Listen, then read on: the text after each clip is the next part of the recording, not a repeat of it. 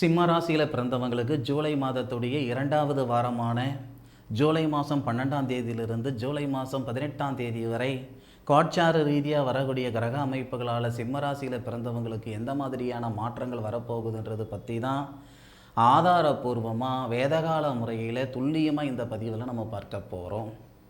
சிம்ம ராசியில் பிறந்தவங்களுக்கு அஷ்டமச்சனின்ற ஒரு விஷயம் நடந்துக்கிட்டு இருக்கு.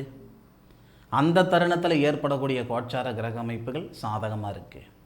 சிம்ம ராசியில் பிறந்தவங்களுக்கு மட்டுமே இருக்கக்கூடிய மிகப்பெரிய பிராப்தம் என்னன்னா தொழில் ஸ்தானாதிபதியாக சுக்கிர பகவான். இந்த நாட்களில் ஜூலை மாதம் 12ஆம் தேதியிலிருந்து ஜூலை மாதம் 18ஆம் தேதி இந்த டேட்டில் பார்த்தீங்கன்னா தொழில் ஸ்தானாதிபதினு சொல்லக்கூடிய சுக்கிரன் உங்கள் ராசியில், சுபஸ்தானாதிபதினு சொல்லக்கூடிய சந்திரன் தொழில் ஸ்தானத்தில் இருந்து 4வது பார்வையாக உங்கள் ராசியை பார்க்கக்கூடிய அற்புதமான நேரம். சம்பாதிக்கிறதுக்கான நேரத்தை இந்த பிரபஞ்சம் எல்லாருக்கும் எல்லா நேரத்துலையும் உருவாக்கி கொடுத்துரும். சாதிக்கிறதுக்கான நேரம் அப்படி இல்லை.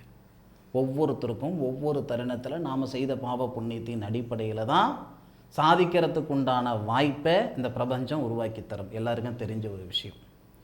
ஜூலை மாதம் 12ஆம் தேதி ஞாயிற்றுக்கிழமை 8 மணி வரைக்கும், ஏன்னா விரயஸ்தானாதிபதினு சொல்லக்கூடிய கிரகம் தொழில் ஸ்தானத்தில் இருக்கார், பெருசாக மாற்றம் இல்லை. ஜூலை மாதம் 12ஆம் தேதி ஞாயிற்றுக்கிழமை இரவு 7 மணி வரை இந்த சிம்ம ராசியில் பிறந்தவங்களுக்கு பெரிய லெவலில் மாற்றம் ஒன்றும் இருக்காது. ஜூலை மாதம் 12ஆம் தேதி ஞாயிற்றுக்கிழமை இரவு 7 மணிக்கு மேலே ஜூலை மாதம் 14ஆம் தேதி வரை விரயஸ்தானாதிபதினு சொல்லக்கூடிய கிரகம் லாபஸ்தானத்தில் இருக்கார். புதுமையான முயற்சிகள் எடுப்பீங்க. ஏற்கனவே செவ்வாவுடைய பார்வை உங்கள் ராசி மேலே, உங்கள் ராசிக்கு 12வது பாவகத்துக்கு அதிபதி சந்திரன் சூரியனோட சேர்றார், லாபஸ்தானாதிபதி சூரியனுடன் சேர்றார். இது எல்லாமே நமக்கு எந்த மாதிரியான ஒரு மனநிலையை உருவாக்கி கொடுக்கும்னா நம்மளுடைய மன அழுத்தத்தை சரிப்படுத்தும். இத்தனை நாள் ஒரு விஷயத்துக்காக போராடிட்டு இருப்பீங்க, ஒரு வேலை வாய்ப்புக்காக போராடிட்டு இருப்பீங்க.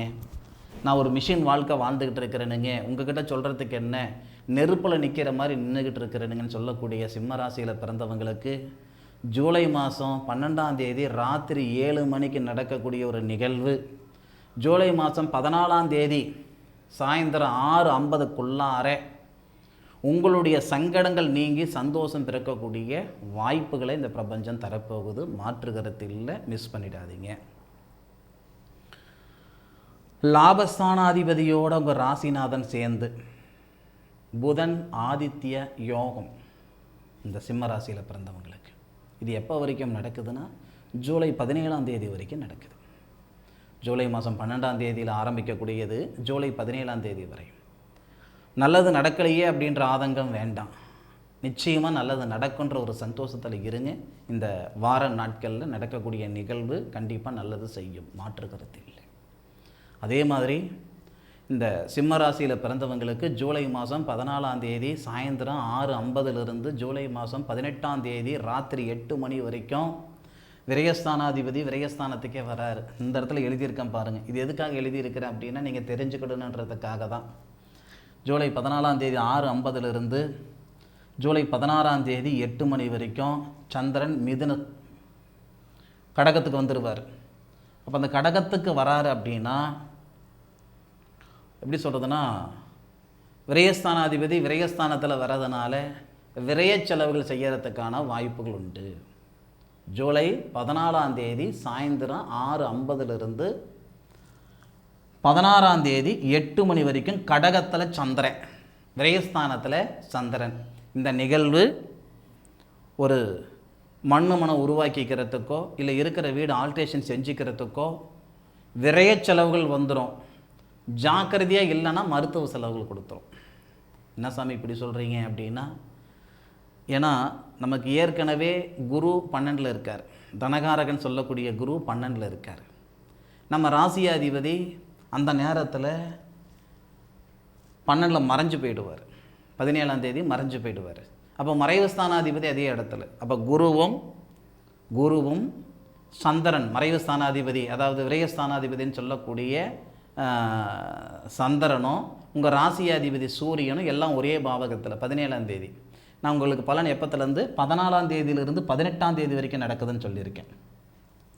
இந்த நிகழ்வு அப்படின்றது ஏதாவது விரயம் பண்ணுங்க, அதுதான் உங்களுக்கு சாதகமாக இருக்கும் சிம்ம ராசியில் பிறந்தவங்களுக்கு. சரிங்களா? ஆக ஃபஸ்ட்டு இருக்கக்கூடிய காலகட்டம் நமக்கு அந்தளவுக்கு சிறப்பாக இருக்காது. ரெண்டாவது பார்த்திங்கன்னா அந்த ஞாயிற்றுக்கிழமை, அதாவது ஜூலை மாதம் 12ஆம் தேதி இரவு 7 மணியிலிருந்து 14ஆம் தேதி வரைக்கும் ஆஹா ஓஹோன்ற அளவுக்கு இருக்கும். அது ரொம்ப நல்ல விதமாக இருக்கும். 12 இருக்கும்போது அந்தளவுக்கு சிறப்பாக இருக்காது. 18ஆம் தேதிக்கு மேற்கொண்டு, அதாவது 16ஆம் தேதி மேலே 18ஆம் தேதி வரைக்கும் பார்த்தீங்கன்னா 12லிருந்து 18 அந்த 2 நாள் நல்லாயிருக்கும். வெள்ளிக்கிழமை சனிக்கிழமை நல்ல விதமாக இருக்கும். வியாழன் வெள்ளி அந்த 2 நாள் தான் கொஞ்சம் சங்கடங்களாக இருக்கும், பார்த்துக்கோங்க. சரிங்களா? முதல் ஞாயிற்றுக்கிழமை மந்தமாக இருக்கும், திங்கள் செவ்வாய் ரொம்ப நல்லா இருக்கும், செவ்வாய்க்கிழமை சாயந்தரத்திலிருந்து புதன்கிழமை வியாழக்கிழமை நல்லா இருக்காது, வெள்ளிக்கிழமை சனிக்கிழமை ரொம்ப நல்லாவும் இருக்கும்.